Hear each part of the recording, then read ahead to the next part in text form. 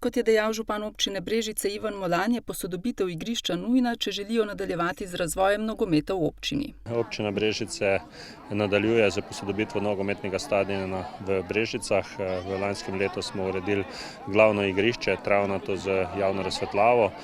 Glede na to pa, da v Brežicah trenira praktično okoli 350 otrok in pa tudi nogometna ekipa igra v drugi ligi, je pa nujno tudi narediti pomožno igrišče z umetno travo in pa seveda tudi razsvetljavo, kajti le na tak način bomo lahko podaljšali sezono in pa zagotovili nekako normalne pogoje za trening tako otrokom kot ekipi. Pogodbena vrednost del za pomožno igrišče z umetno travo je 610 tisoč evrov in za izvedbo razsvetljave 225 tisoč evrov.